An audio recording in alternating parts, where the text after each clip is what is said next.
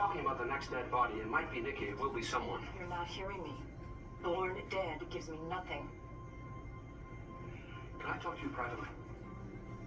A writer can write a screenplay, and a director can conceive of a sequence, but the actor has to take all of that and walk across that line and do it in the moment.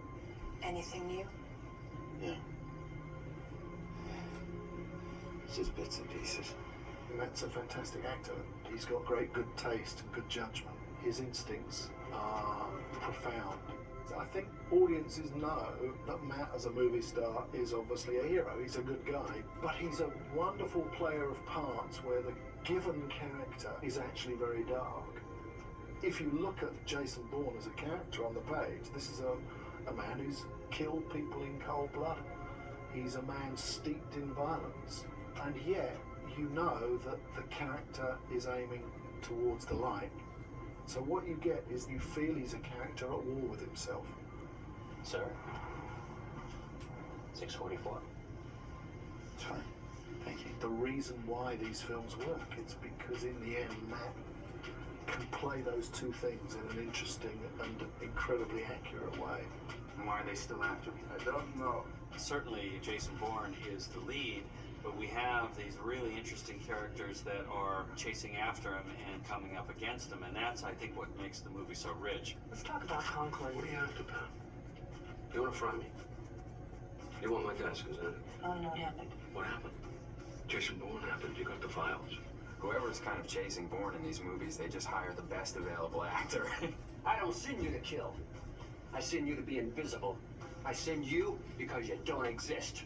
Between Chris Cooper and Joan Allen, I think two of the best actors in our country. When I was looking for somebody to replace Chris, I wanted an actor who was similarly classy. Joan brings that cool, cerebral intelligence to the part of Pamela Landy. She's a worthy opponent for Bourne. I think this movie has kind of a very hip, sort of edgy quality to it. It was great to watch her work. And she's an incredibly talented actress, and to watch her focus and dedication was unbelievable. Unquestionably, Joan Allen is within the top 5 American actresses. Just wonderful to work with. She's the creme de la creme of American actors. I'm convinced that Bourne knows something. He knows that you're after him. And in the interest of self-preservation, you might start with that. He's a perfectionist, Brian, and a magnificent presence, you know.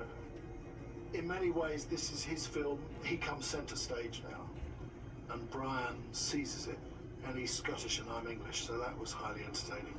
We'd had a lot of fun in some of our scenes together because there is this butting heads. Operation Treadstone.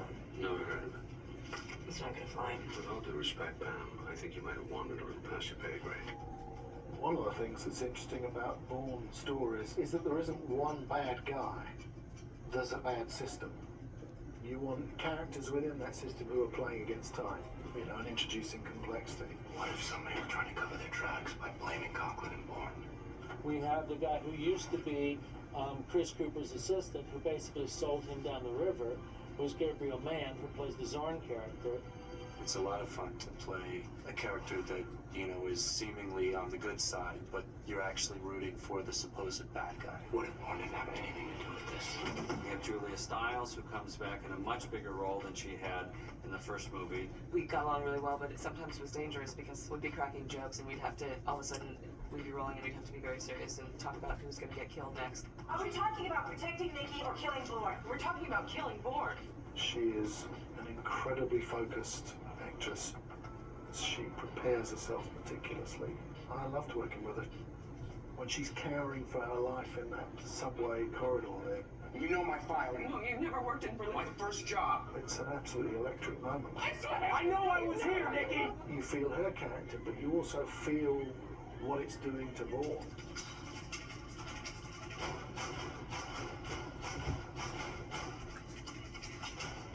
We were looking for Kieran. That's really when I really studied Carl Urban's work.